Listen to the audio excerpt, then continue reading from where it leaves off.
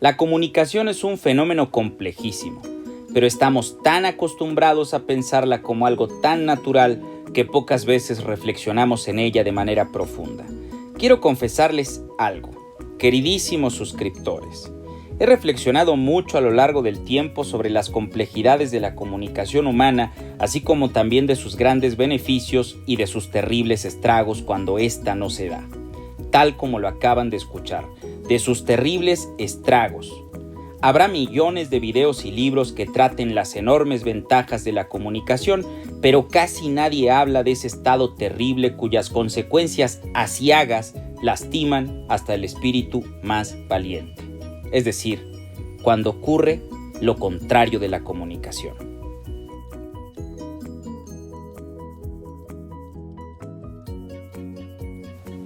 La comunicación es algo bueno, algo deseable, pero piensen un momento, ¿cuál es su contrario?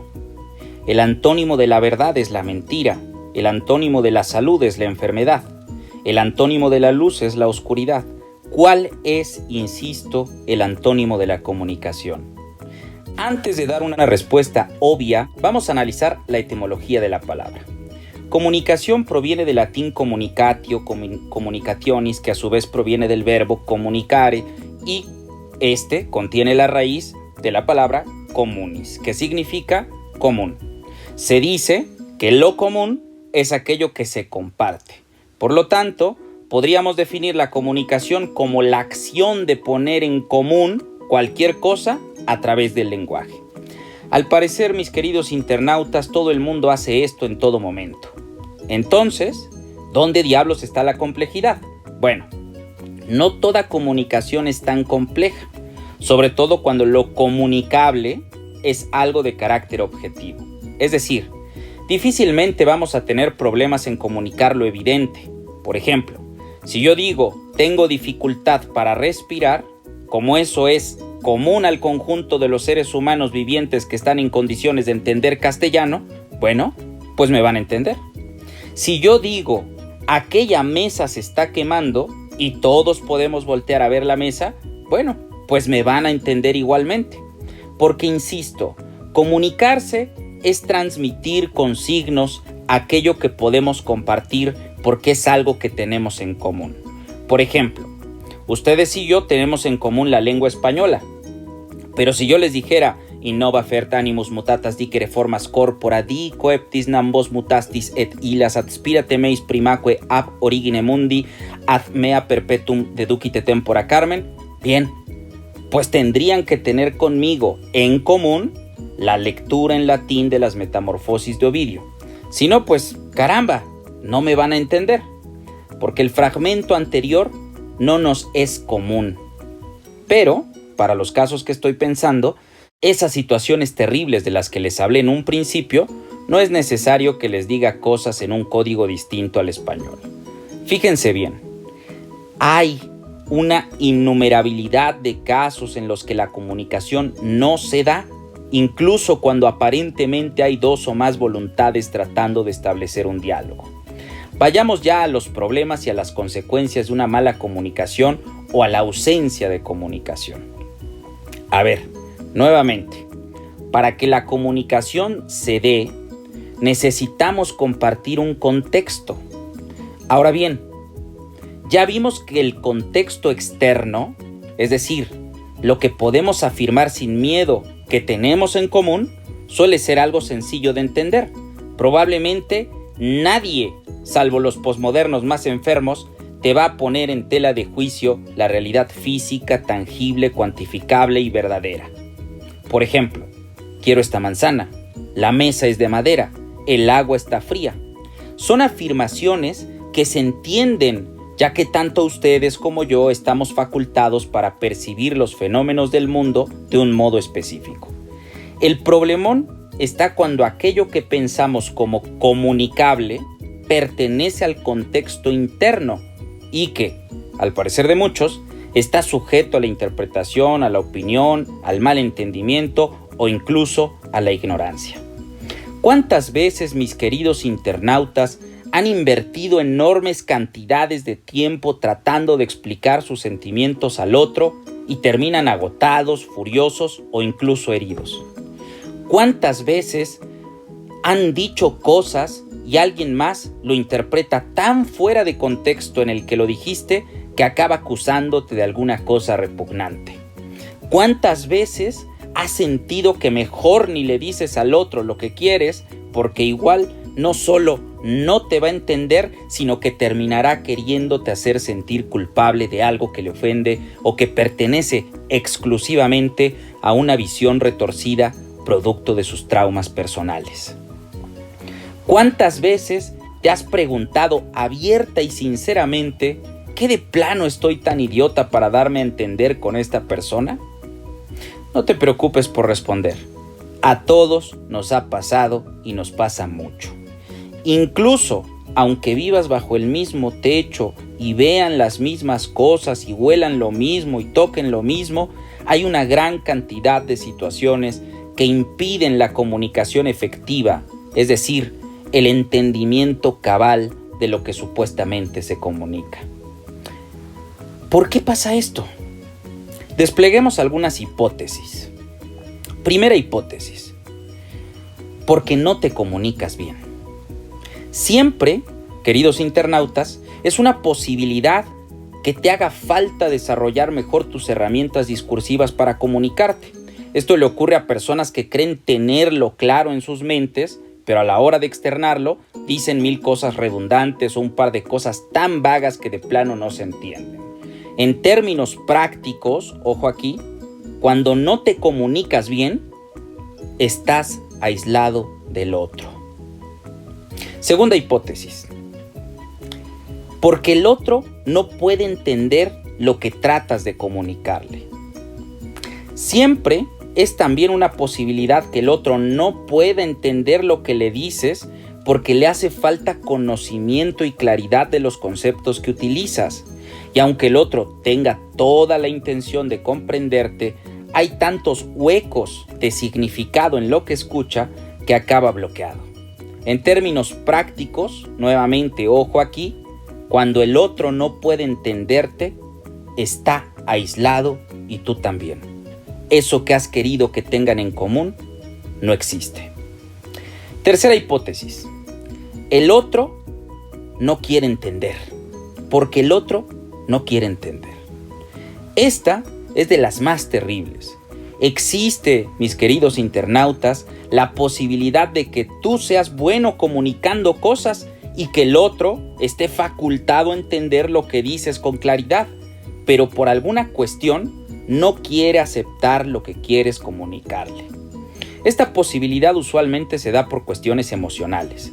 Probablemente lo que dices es verdad, pero el otro no lo puede aceptar porque, a su entender, sería reconocer como cierto algo que no le gusta o que se opone a sus prejuicios o que lo hace sentir vulnerable. En términos prácticos, si el otro no acepta lo que dices, te aísla y se aísla de ti. No tienen eso en común. Siguiente hipótesis: porque tú no entiendes lo que quieres comunicar. Es probable también que no hayas analizado tú mismo lo que quieres comunicar y tienes la creencia infantil de que el otro tiene la obligación y el deber de que, aunque tú mismo no lo sabes, el otro tiene que entender casi de una manera mágica.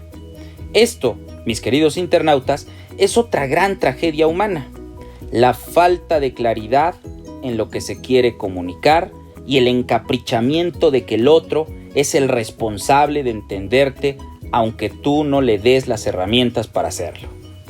En términos prácticos, ojo nuevamente aquí, si no entiendes lo que quieres comunicar y el otro no es clarividente, estás solo con tu soledad. No puedes poner en común lo que no entiendes. Siguiente hipótesis: porque no quieres decir la verdad. Esta es la más trágica y la más terrible. Cuando alguien quiere entenderte, pero tú decides falsear la realidad, por el motivo que sea, esto no solo es una injusticia, sino que destruye de manera rotunda cualquier tipo de comunicación. Un amigo me dijo alguna vez: amigo querido, le envío saludos. Cuando no utilizas las herramientas del lenguaje para describir la realidad, la deformas. Por lo tanto, cuando alguien escucha tus mentiras y se las cree, vive en una realidad deformada, falaz. Cuando alguien escucha tus mentiras y no las cree, vive en la sospecha.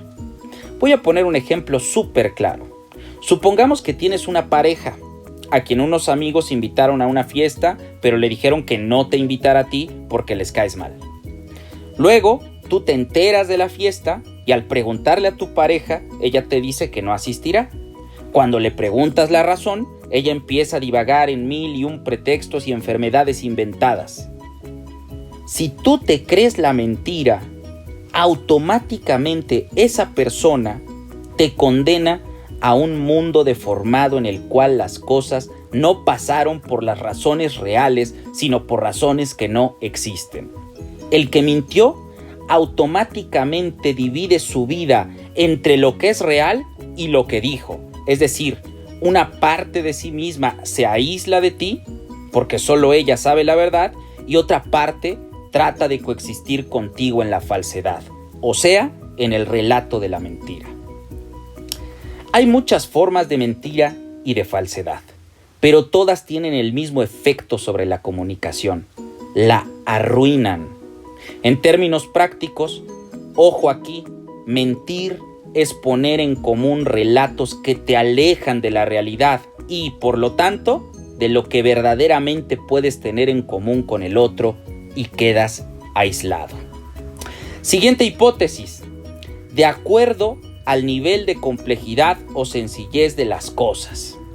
Es decir, no existe comunicación porque hay un nivel de complejidad o sencillez de las cosas que no es compatible con el otro. Muchas veces, mis queridos internautas, la profundidad de pensamiento es lo que no permite la comunicación. Hay que decirlo como es. No todo el mundo va a desarrollar el pensamiento crítico y lo va a poner en práctica a lo largo de su vida. Muchos se conforman con las cosas fáciles, con lo superficial, con las máscaras carnavalescas de las modas y las ideologías dominantes. Tanto el idiota como el sabio, escuchen bien esto, a veces pecan de dogmatismo. Pero honestamente, el idiota tiene las de ganar, porque en términos generales, dentro del conjunto de los seres humanos hay más idiotas que sabios y juntos se hacen compañía. A veces pienso en Aristóteles, en Santo Tomás, en Kant, en Heidegger, en Einstein, en Newton y en tantísimos más. No pienso en sus maravillosos logros ni en las dichas que seguramente tuvieron al alcanzarlos, sino en su soledad, en el tedio y cansancio que provocaron entre los idiotas de su tiempo. En este punto, lo que quiero decir es que, ya que es más fácil no pensar profundamente las cosas, probablemente haya más personas que tengan eso en común. Y si tú tienes ideas osadas, te haces preguntas inquietantes y tratas de llegar a la verdad, probablemente te estás aislando de los demás. La verdad, caray, bueno, creo que existen muchas más hipótesis, pero esto ya se alargó bastante. Así que, solo quiero decirles que hay muchísimos casos y subcasos bien específicos para que la comunicación no se dé. En mi próximo video quiero ahondar más en la mentira y además quiero avisarles que pretendo subir algunas narraciones de cuentos maravillosos y tal vez algunos poemas, sin dejar mi propósito principal, que es brindarles un punto de vista sobre hechos del lenguaje y el arte.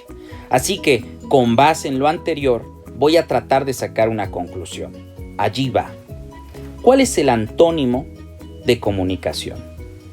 Un listillo me dirá, incomunicación. Pues sí, pero ¿qué queremos decir con esa palabra? Si recordamos la etimología, cuando estamos incomunicados, no tenemos cosas en común y por lo tanto estamos en aislamiento. Y estar en aislamiento es estar solos. Me da risa cuando escucho a algún cretino decir que la comunicación es algo muy importante en nuestras vidas. No, mis queridos suscriptores, la comunicación no es importante. La comunicación es vital. Consiste en establecer acuerdos por medio del lenguaje para tener cosas en común. Porque cuando esto no pasa, cuando no hay cosas en común, te sientes solo,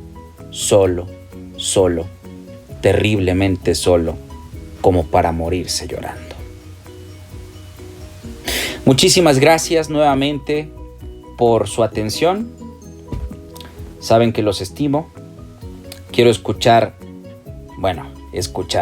quiero leer sus comentarios. No tengo más por decir.